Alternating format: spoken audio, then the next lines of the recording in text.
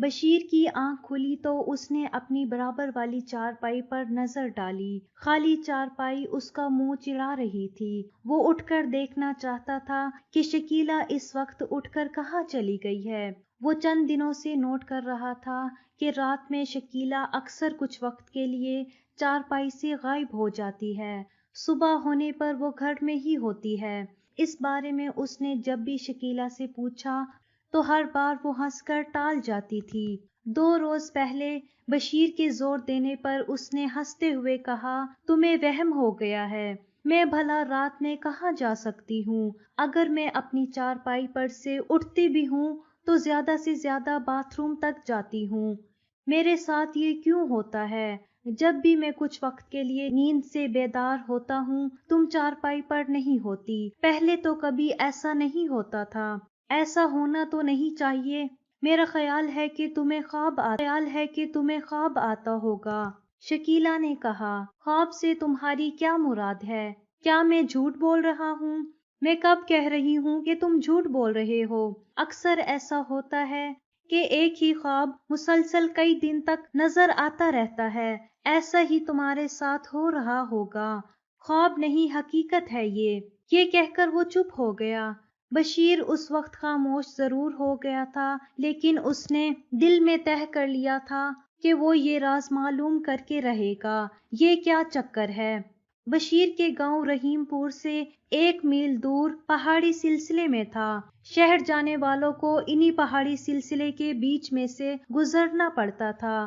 ابھی تک پختہ سڑک نہیں بنی تھی، کچا راستہ تھا جس پر بیل گاڑیوں کے ذریعے سفر کرنا پڑتا۔ شکیلہ کی شادی کو 1 سال ہو چکا تھا، ابھی ان کی کوئی اولاد نہیں ہوئی تھی۔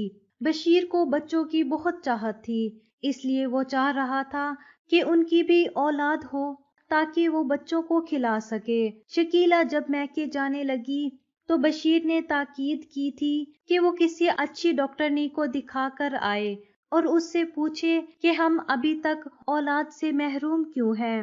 شکیلہ میکے 1 ہفتے رہی۔ اس دوران اس نے لیڈی ڈاکٹر کو دکھایا، اس نے کوئی دوا تجویز کر کے کھانے کو لکھ دی تو 1 مہینے بعد اسے ڈاکٹرنی کے پاس آنا تھا۔ پورا مہینہ وہ میکے نہیں رک سکتی تھی کیونکہ وہ 1 ہفتے کا کہہ کر آئی تھی۔ ان کے گاؤں سے فیضو بیل گاڑی سے گاؤں کے لوگوں کو شہر چھوڑنے اور شہر سے گاؤں جانے والوں کو لے کر شام کو آ جاتا تھا۔ شکیلہ جس دن بیل گاڑی میں گاؤں آ رہی تھی، اچانک بادل گھر آئے، ہر طرف اندھیرا چھا گیا، تیز ہوائیں چلنے لگی۔ بیلوں نے گھبرا کر تیز دوڑنا شروع کر دیا۔ اچانک بیل گاڑی کے پہیوں میں ایک بڑا سا پتھر آنے پر بیل گاڑی الٹ گئی۔ مسافر گاڑی سے گر گئے تھے۔ اندھیرا اتنا تھا کہ ہاتھ کو ہاتھ سجھائی نہیں دے رہا تھا۔ مسافر طوفان سے بچنے کی کوشش میں بھٹک گئے۔ 1 گھنٹہ گزرنے پر طوفان تھم گیا اور ہلکی ہلکی بارش کے ساتھ ہی موسم خوشگوار ہو گیا تھا۔ تب مسافروں کو ڈھونڈ کر بیل گاڑی پر سوار کر لیا گیا۔ شکیلہ کا کچھ پتہ نہیں تھا کہ وہ کہاں نکل گئی تھی۔ خوب تلاش کرنے پر شکیلہ نہ مل سکی۔ فیضو ابھی کچھ دیر اس کا انتظار کرنا چاہتا تھا، لیکن مسافروں کے شور مچانے پر اسے دوبارہ سفر شروع کرنا پڑا۔ طوفان آ جانے پر مسافر بوکھلا گئے تھے اور جلد سے جلد اپنے اپنے گھر کو جانا چاہتے تھے۔ رات گئے تک شکیلہ گھر نہیں پہنچی تھی۔ بشیر بہت پریشان تھا کہ وہ گھر کیوں نہیں پہنچی۔ جب وہ فیضو کے پاس گیا تو اصل حقیقت کا اسے علم ہو جانے پر وہ پریشان ہو گیا۔ وہ شکیلہ کو تلاش کرنے اکیلا ہی چل پڑا۔ ہر طرف تاریکی کا راج تھا، پھر بھی وہ لالٹین کی روشنی میں شکیلہ کو فیضو کے بتائے ہوئے پتے پر ڈھونڈتا رہا، مگر شکیلہ کا دور دور تک کچھ پتہ نہیں تھا۔ رات کی تاریکی میں آگے بڑھنا نقصان دہ تھا کیونکہ آگے خونخوار درندے گھومتے پھر رہے تھے، وہ ان کا شکار بن سکتا تھا، اس لیے وہ پلٹ آیا اور شکیلہ کی تلاش کا کام اگلے دن پر رکھ دیا۔ دوسرے دن صبح ہی سے شکیلہ کی ڈھونڈ شروع ہو گئی تھی۔ گاؤں کے لوگ جنگل کے اندر بھی چلے گئے، وہ نہ ملی تھی، نہ مل سکی۔ سب نے ہی تصور کر لیا تھا کہ شاید وہ بھٹک کر جنگل میں چلی گئی تھی اور کسی جنگلی جانور نے اسے چیر پھاڑ کر کھا لیا ہے، ورنہ اگر وہ زندہ ہوتی تو ضرور مل جاتی۔ بشیر بھی صبر کر کے بیٹھ گیا تھا۔ اس بات کے 3 ماہ گزر جانے پر بشیر کو کبھی کبھی ایسا محسوس ہوتا تھا کہ جیسے شکیلہ کو کسی جانور نے نہیں کھایا، وہ ضرور زندہ ہوگی، کبھی نہ کبھی ضرور ملے گی۔ ایک دن اس نے سنا کہ پڑوس کے گاؤں مختار گھوٹ میں ایک عورت جنگل سے ملی ہے جو گمسم سی ہے، کسی سے بات نہیں کر رہی، اگر کوئی بات بھی کرے تو جواب نہیں دیتی اور بری طرح سے گھور گھور کر دیکھتی ہے۔ کوئی عورت اس کو چھونے کی کوشش کرتی ہے تو بوکھلا جاتی ہے۔ کسی کا خیال تھا کہ کوئی جانور اسے بچپن میں جنگل میں اٹھا کر لے گیا ہوگا اور اس نے اسے اپنے بچوں کی طرح پالا ہوگا، اس لیے وہ انسانی زبان کو سمجھ نہیں رہی ہے، کیونکہ جنگل میں بھیڑیے اور بنمانس بڑی تعداد میں موجود تھے۔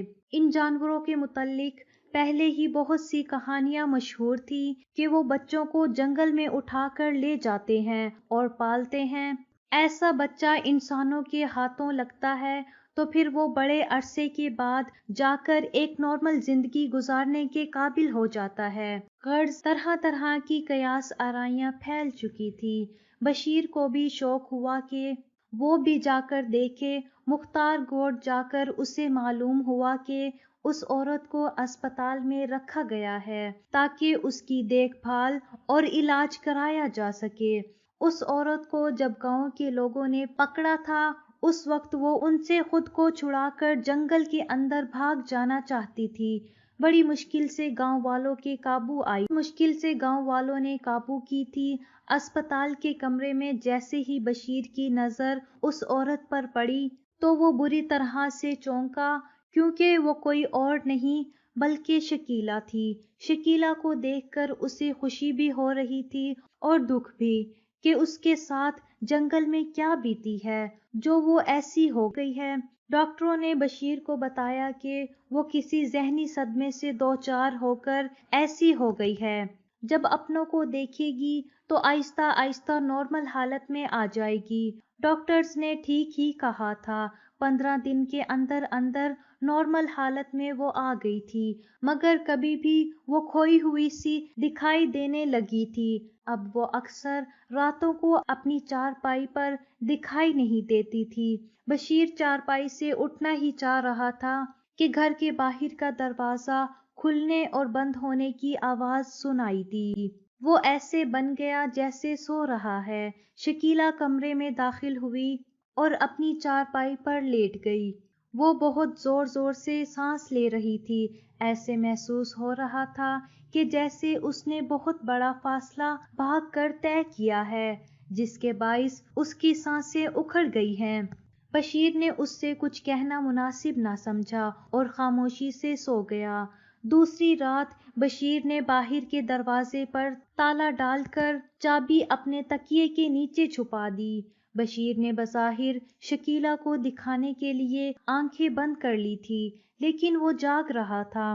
1 گھنٹہ گزر جانے پر شکیلہ اٹھی اور باہر جا کر واپس آ گئی۔ اس نے دروازے پر بڑا تالا دیکھ لیا تھا، اس لیے وہ ادھر ادھر دیکھ رہی تھی، شاید وہ کچھ تلاش کرنے کی کوشش کر رہی تھی۔ ناکامی پر شکیلہ چارپائی پر لیٹ گئی، لیکن وہ بددستور چارپائی پر کروٹیں لے رہی تھی، کسی طرح بھی اسے قرار نہیں آ رہا تھا۔ وہ ایک بار پھر آئی اور مختلف جگہوں پر کچھ تلاش کرنے لگی۔ تلاش کرتے کرتے وہ بشیر کی چارپائی کی طرف بڑھی اور ابھی تکیے کے نیچے ہاتھ ڈالنا چاہ رہی تھی کہ بشیر آنکھیں بند کیے ہی بولا، شکیلہ رات بہت ہو گئی ہے، اب سو جاؤ۔ بشیر کو جاگتا پا کر وہ جلدی سے چارپائی پر لیٹ گئی۔ اسے بھی نیند آ گئی تھی، لیکن جب بھی آنکھ کھلتی وہ شکیلہ کی چارپائی پر ضرور ایک نظر ڈال لیتا۔ اس کی جب بھی شکیلہ پر نظر پڑتی اسے بے قرار ہی پایا۔ صبح بیدار ہونے پر اس نے دیکھا کہ شکیلہ کی آنکھیں سرخ ہو رہی تھی۔ ایسا محسوس ہو رہا تھا کہ وہ رات بھر سو نہیں سکی ہے۔ دوسری رات بھی یہی ہوا۔ وہ پوری رات چارپائی پر کروٹیں لیتی رہی۔ صبح بیدار ہونے پر شکیلہ خفا ہوتے ہوئے بولی، بشیر، تم دروازے پر تالا کیوں ڈالتے ہو؟ بس ایسے ہی، لیکن تم اتنا پریشان کیوں ہو رہی ہو؟ بشیر نے کہا، کیا تمہیں مجھ پر اعتبار نہیں ہے؟ تم بے فکر رہو، میں تمہیں چھوڑ کر کہیں جانے والی نہیں، میں بھی کھونا نہیں چاہتا۔ پھر یہ بے اعتباری کیسی؟ 2 دن سے تالا کیوں لگا رہے ہو؟ شکیلہ نے کہا، ان دنوں چوریاں بہت ہو رہی ہیں، اس لیے تالا لگا رہا ہوں کہ چور نہ گھس آئیں۔ بشیر نے بات بنائی، چور دیوار پھاند کر بھی آ سکتے ہیں، اسی لیے تالا لگاتا ہوں کہ وہ کنڈی کھول کر اپنے ساتھیوں کو اندر نہ بلا سکیں۔ بشیر نے کہا، ہمارے پاس رکھا ہی کیا ہے اور اٹھا کر لے جائیں گے۔ شکیلہ نے کہا، جو بھی ہے وہ ہمارے لیے بہت قیمتی ہے۔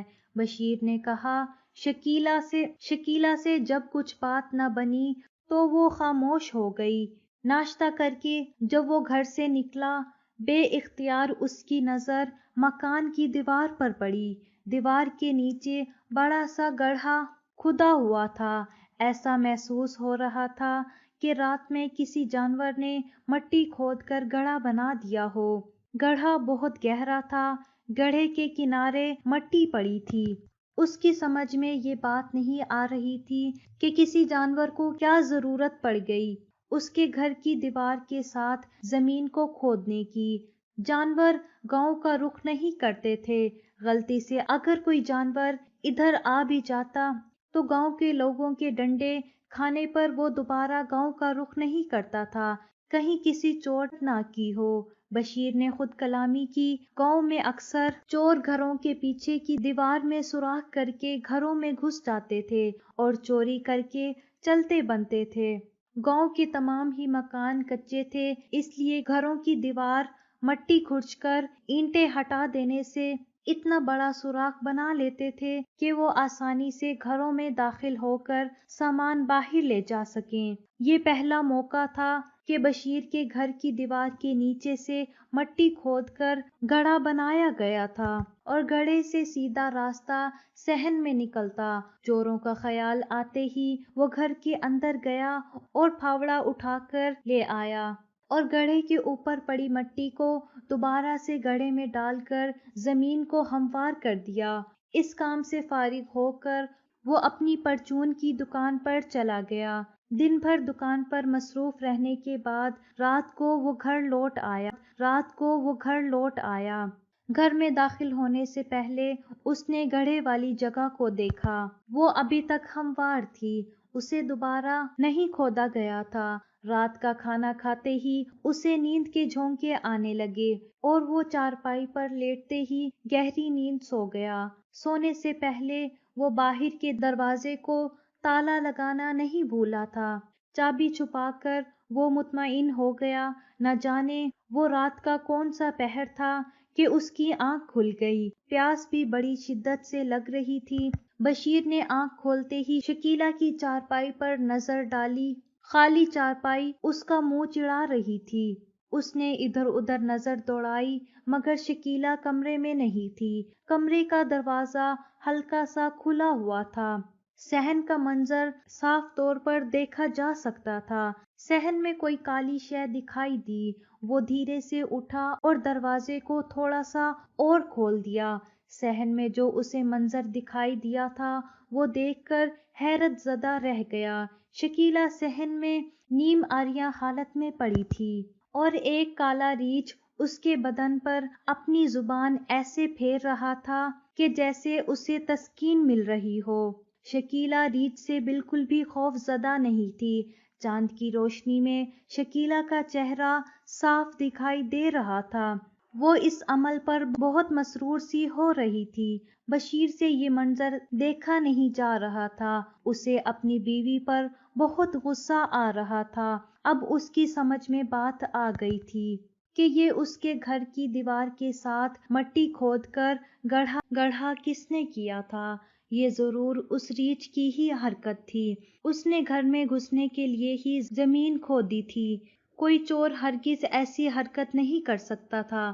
ریچھ کی حرکت پر بشیر کو بہت غصہ آ رہا تھا اور وہ اس کی پرواہ کیے بغیر کہ ریچھ اس پر حملہ کر کے اسے نقصان بھی پہنچا سکتا ہے، وہ ریچھ کو مارنے کے لیے کلہاڑا ڈھونڈنے لگا۔ جلد بازی میں وہ کسی چیز سے ٹھوکر کھا کر چارپائی پر گر پڑا۔ اس کے گرنے سے کمرے میں ہلکا سا شور ہوا تھا۔ وہ سنبھل کر اٹھ کھڑا ہوا۔ اچانک اس کی نظر دیوار پر لٹکی ہوئی کلہاڑی پر پڑی۔ بشیر نے کلہاڑی اپنے ہاتھوں میں پکڑی اور صحن کی طرف لپکا۔ صحن میں ریچھ موجود نہیں تھا، شکیلہ کپڑے پہن چکی تھی۔ وہ تالا کھول کر دروازے سے باہر بھاگا۔ وہ ہر صورت میں اس ریچھ کو کلہاڑی کا وار کر کے ہلاک کرنا چاہتا تھا۔ باہر ریچھ کا دور تک نام و نشان نہیں تھا۔ بشیر ریچھ کی تلاش میں ناکامی پر واپس آ گیا۔ شکیلہ بری طرح خوف زدہ اور سہمی چارپائی پر بیٹھی ہوئی تھی۔ وہ بشیر کو غصے میں دیکھ چکی تھی، اس لیے اسے یہ اندازہ لگانے میں دیر نہیں لگی کہ بشیر نے صحن کا منظر دیکھ لیا ہے، اس لیے وہ سخت غصے میں ہے۔ شکیلہ، یہ سب کیا تھا؟ مجھے کچھ نہیں معلوم ہے۔ اس ریچھ کی آنکھوں میں نہ جانے کیا کشش ہے کہ میں بے خود سی ہو جاتی ہوں، اور وہ جو چاہتا ہے میں اس کے اشارے پر وہی کچھ کرنے پر مجبور ہو جاتی ہوں۔ شکیلہ نے بتایا، راتوں میں بھی اٹھ کر تم اس ریچھ کے پاس چلی جاتی رہی ہو، بولو یہ سچ ہے نا؟ بشیر نے اسے گھورتے ہوئے کہا۔ ہاں یہ سچ ہے۔ یہ کہتے ہوئے اس کی نظریں جھک گئی۔ بشیر سخت غصے میں تھا۔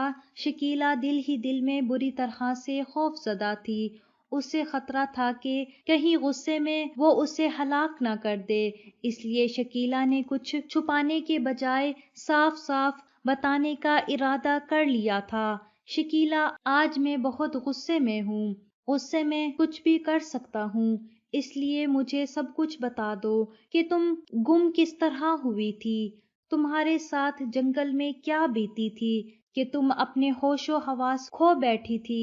اس دن میں بھٹک کر جنگل میں جا نکلی۔ اندھیرا اس قدر چھا گیا تھا کہ کچھ بھی نظر نہیں آ رہا تھا۔ میں اندازے سے ایک طرف بڑھتی چلی جا رہی تھی، نہ جانے کتنی دیر چلتی رہی۔ مجھے کچھ ہوش نہیں رہا تھا، بس میں طوفان سے بچنے کے لیے پناہ حاصل کرنا چاہتی تھی۔ بالآخر طوفان سے بچنے کے لیے ایک جگہ مل ہی گئی۔ پہاڑیوں کے اندر ایک غار تھا۔ میں اس غار کے اندر داخل ہو گئی۔ غار میں داخل ہونے پر میں خود کو مطمئن محسوس کر رہی تھی۔ طوفان تھم جانے پر میں غار سے نکلنا ہی چاہتی تھی کہ ایک ریچھ غار کے باہر کھڑا مجھے گھور رہا تھا۔ اسے دیکھ کر میرا دم خشک ہو گیا۔ میں اس کی موجودگی میں غار سے باہر ہی نہیں جا سکتی تھی۔ اس سے بچنے کے لیے مجھے کوئی ترکیب لڑانی تھی۔ فوری طور پر بچنے کے لیے میرے ذہن میں یہی ترکیب آئی کہ میں دم سادے زمین پر پڑ جاؤں۔ ہو سکتا ہے کہ مجھے مردہ سمجھ کر یہاں سے چلا جائے۔ میرے زمین لیٹنے پر وہ تیزی سے میری طرف لپکا اور مجھے سونگھنے لگا۔ میں اپنے خوف پر قابو نہ پا سکی اور بے اختیار میرے منہ سے چیخ نکل گئی اور میرا بدن زور زور سے کانپنے لگا۔ ریچھ نے میرے جسم پر زبان پھیرنی شروع کر دی۔ نہ جانے اس کی زبان میں کیا بات تھی کہ میرا خوف جاتا رہا۔ میں نے کانپنا بند کر دیا۔ میرے جسم میں عجیب سا سرور آ رہا تھا۔ پھر مجھے کچھ یاد نہیں رہا کہ میرے ساتھ کیا بیتی۔ جب ہوش آیا صبح ہو چکی تھی۔ جنگلی پھل میرے پاس پڑے تھے۔ بھوک بڑے زور کی محسوس ہونے پر میں نے وہ پھل کھا لیے۔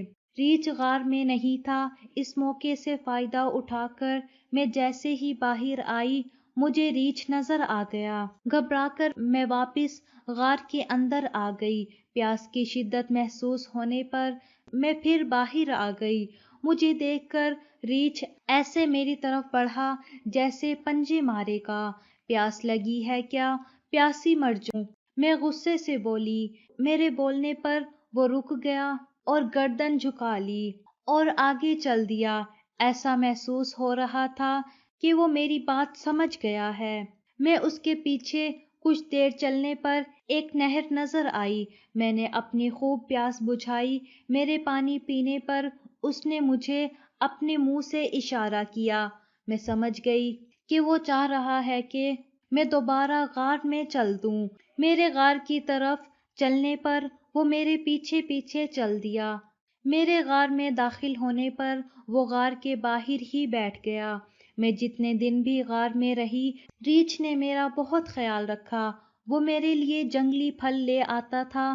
بس اس میں بری عادت تھی کہ وہ مجھے غار سے فرار نہیں ہونے دیتا تھا۔ رات کے وقت وہ میرے جسم پر جیسے ہی زبان پھیرتا، میں بے خود سی ہو جاتی تھی اور پھر ایسی عادی ہو گئی تھی کہ رات کا بے چینی سے انتظار کرنے لگتی تھی۔ میرا اس لذت کے باعث غار کو چھوڑنے کو دل ہی نہیں کرتا تھا۔ میری یادداشت بھی جاتی رہی تھی۔ مجھے اپنے بارے میں کچھ بھی یاد نہیں رہا تھا۔ ایسا محسوس ہوتا تھا کہ جیسے کسی نے میرے ذہن سے یادداشت کو بالکل مٹا دیا ہو۔ بس مجھے اتنا یاد رہتا تھا کہ رات ہونے پر میرے پاس آئے گا اور وہ آتے ہی میرے جسم پر زبان پھیرے گا۔ میں بے خود سی ہو جاؤں گی۔ پھر صبح ہونے پر مجھے کچھ بھی یاد نہیں رہتا تھا کہ رات میرے ساتھ کیا ہوا تھا۔ جیسے جیسے دن گزر رہے تھے وہ میری طرف سے بے فکر ہو گیا تھا۔ اسے اندازہ ہو گیا تھا کہ میں اب اس کو چھوڑ کر نہیں جاؤں گی، اس لیے بے فکری سے وہ غار سے دور تک چلا جاتا اور میں اس کے غار کے باہر ہونے کا فائدہ اٹھا نہیں پا رہی تھی، اور فائدہ اٹھاتی بھی کیسے؟ مجھے کچھ یاد ہی نہیں تھا کہ میں کون ہوں، کہاں رہتی تھی، میرے اپنے کون ہیں۔ مجھے کچھ یاد رہتا تھا تو صرف اتنا کہ رات کو ریچھ میرے پاس آئے گا۔ ایک دن میں نہر پر جانے کے لیے نکلی تھی کہ کچھ انسان نظر آئے۔ میں انہیں دیکھ کر گھبرا گئی اور چھپنے کے لیے ادھر ادھر بھاگنے لگی۔ میری حالت بھی خراب ہو چکی تھی، بال میل سے چھٹے ہوئے تھے، کپڑے بھی پھٹ چکے تھے، پتوں سے جسم کے اعضاء کو چھپایا ہوا تھا، جسم پر کالا میل لگا ہوا تھا۔ وہ لوگ بات کرنے کے لیے میری طرف آئے، میں جھاڑیوں میں چھپ گئی۔ وہ مجھے پکڑنے لگے، میں نے ان کو دانتوں سے کاٹنا شروع کر دیا، لیکن پھر بھی وہ باز نہیں آئے اور پکڑ کر اسپتال لے آئے اور میرا علاج شروع ہو گیا۔ تم آ گئے اور مجھے پہچان کر گھر لے آئے۔ میرا علاج ہو جانے پر میری یادداشت لوٹ آئی، مگر مجھے ریچھ کی یاد آتی تھی اور رات میں بے چین ہو جاتی تھی۔ راتوں میں مجھے محسوس ہوتا کہ کوئی مجھے بلا رہا ہے۔ ایک رات میں دروازے کی کنڈی کھول کر باہر چلی گئی۔ گاؤں کے باہر مجھے کچھ نظر آ گیا۔ وہ ایک درخت کے نیچے کھڑا تھا۔ مجھے دیکھتے ہی اس نے گردن کو ایک جھٹکا دیا، جیسے وہ مجھے اپنے پاس آنے کا اشارہ کر رہا ہو۔ میں بے خود سی ہو کر اس کے پاس چلی گئی اور درخت کے نیچے لیٹ گئی، اور وہ مجھ پر جھک گیا۔ صبح ہونے سے پہلے پہلے میں گھر آ کر اپنی چارپائی پر لیٹ گئی۔ اب میرا ہر وقت یہ معمول ہو گیا۔ تمہیں بھی میرے جانے کا علم ہو گیا تھا۔ میں رات میں کہیں چلی جاتی ہوں، اس لیے تم نے دروازے کو تالا لگا کر سونا شروع کر دیا تھا۔ ریچھ نے جب دیکھا کہ میں درخت کے نیچے نہیں آ رہی ہوں تو اس نے دیوار کے نیچے زمین کھودی اور صحن میں آ گیا۔ اس کے صحن میں آنے پر میں بے خود سی ہو کر چارپائی سے اٹھی اور صحن میں چلی گئی۔ وہاں ریچھ میرا منتظر تھا اور پھر اس نے وہی عمل شروع کر دیا جو وہ غار میں کرتا رہتا تھا۔ اگر تم نہ دیکھ لیتے تو پھر یہ عمل گھر کے صحن میں جاری رہتا، مگر تم نے دیکھ لیا اور ریچھ صحن سے بھاگ کھڑا ہوا۔ میں پیشے امام صاحب سے بات کرتا ہوں، بشیر نے سوچتے ہوئے کہا۔ وہ ایک بار پھر باہر گیا اور پھاوڑے سے دیوار زمین کو مٹی ڈال کر ہموار کر کے آ گیا۔ وہ مطمئن نہیں تھا، اسے یہ خدشہ لگا ہوا تھا کہ ریچھ دوبارہ پھر آ سکتا ہے۔ ساری رات اس کی آنکھوں میں کٹی۔ پیش امام صاحب صبح 9 بجے سے 12 بجے تک مسجد کے برابر مدرسے میں بچوں کو قرآن شریف کی تعلیم دیا کرتے تھے۔ بشیر مدرسے میں جا کر ان سے ملا اور پوری بات ان کے گوش گزار کر دی۔ اس کی بات سن کر پیش امام اشرف علی سوچ میں پڑ گئے۔ اس دوران وہ کچھ پڑھ بھی رہے تھے۔ تھوڑی دیر تک ان کی یہی حالت رہی، پھر انہوں نے آنکھیں بند کر لی تھی۔ پیش امام اشرف علی نے آنکھیں کھول کر بشیر کو دیکھا۔ بشیر وہ انتہائی خبیث قسم کا جن ہے، اس لیے ان کے قبیلے کے جنوں نے اس کی جادوئی طاقت چھین کر ریچھ کی شکل میں اسے جنگل میں پھینکا ہوا ہے۔ جنگل میں جو عورت آج اپنی مقناطیسی آنکھوں کو استعمال کر کے اس کی یادداشت کو ختم کر دیتا ہے، اس عورت کو بھی یاد نہیں رہتا کہ وہ کون ہے اور کہاں رہتی ہے۔ پیش امام صاحب جب ان کے قبیلے کے جنوں نے اس کی جادوئی طاقت ختم کر دی ہے تو پھر وہ کیسے عورت کی یادداشت بھلا دیتا ہے؟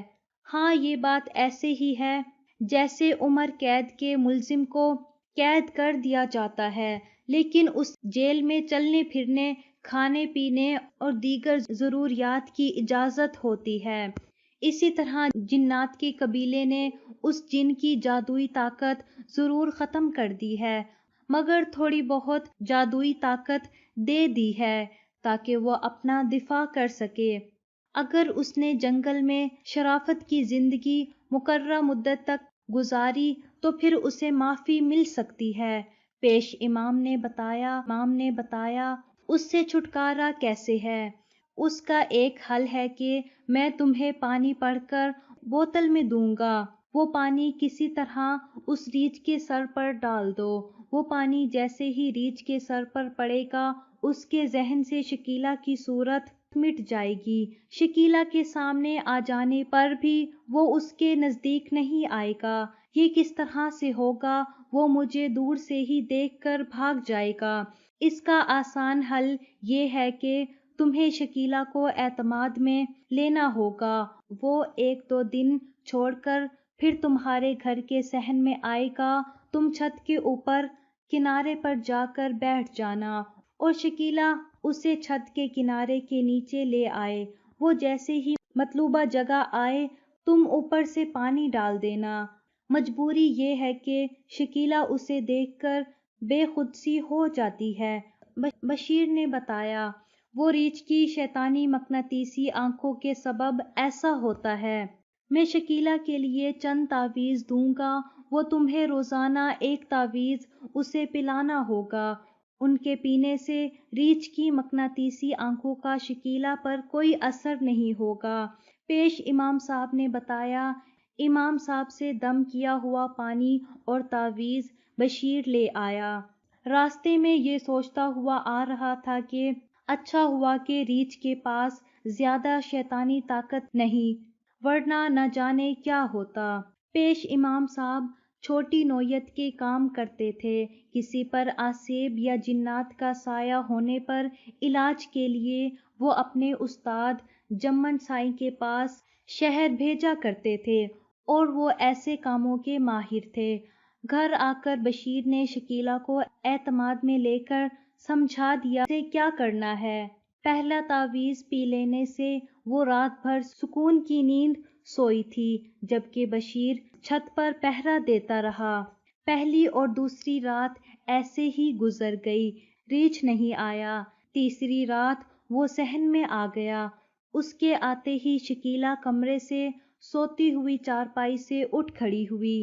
شکیلہ کو صحن میں آتا دیکھ کر ایک لمحے کو بشیر کو محسوس ہوا کہ وہ ریچھ کے سامنے راز نہ کھول دے، مگر ایسا نہیں ہوا۔ وہ تیزی سے ریچھ کی جانب بڑھی ضرور تھی، مگر پرمحتاط انداز میں واپس پیچھے ہٹنے اس کو پیچھے ہٹتا دیکھ کر وہ اس کی جانب بڑھا۔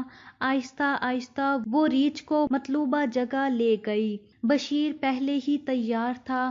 اس نے بغیر کسی تاخیر کے بوتل کا پانی ریچھ کے سر پر انڈیل دیا۔ پانی کا گرنا تھا کہ ریچھ جلال میں آ گیا۔ اسے جلال میں دیکھ کر شکیلہ کمرے میں بھاگ گئی۔ ریچھ بھی کمرے میں جانا چاہتا تھا۔ وہ جس تیزی سے کمرے کی طرف لپکا تھا، اتنی تیزی سے پیچھے کی طرف آیا۔ ریچھ کو اندر جاتا دیکھ کر بشیر کے ایک لمحے کو ہاتھ پاؤں ضرور پھول گئے تھے، اور وہ تصور میں ریچھ کو شکیلہ پر حملہ کرتا دیکھ رہا تھا، لیکن ایسا نہیں ہوا۔ جس گڑھے سے صحن میں نمودار ہوا تھا وہ ویسے ہی چلا گیا۔ ریچھ کے چلے جانے پر بشیر نے سکون کا سانس لیا۔ کمرے میں شکیلہ بری طرح سے خوف زدہ تھی۔ جس طرح ریچھ اس کی جانب بڑھا تھا، ایسا لگا تھا کہ وہ اس پر حملہ کر دے گا۔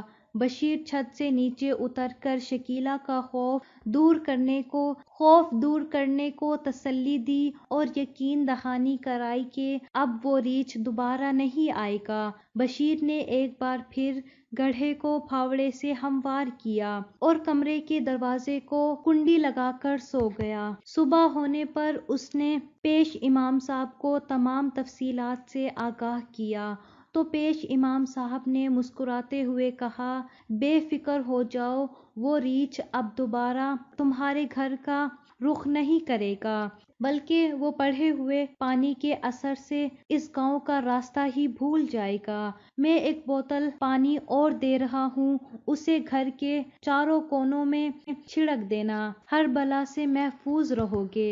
پیش امام نے ایک بوتل بشیر کے ہاتھوں میں تھما دی۔ بشیر نے گھر جا کر پیش امام صاحب کی ہدایت کے مطابق گھر کے چاروں کونوں میں پانی چھڑک دیا۔ ایک مدت گزر جانے پر بھی کبھی بشیر نے اس ریچھ کو دوبارہ نہیں دیکھا۔ اب بشیر باپ بھی بن گیا ہے۔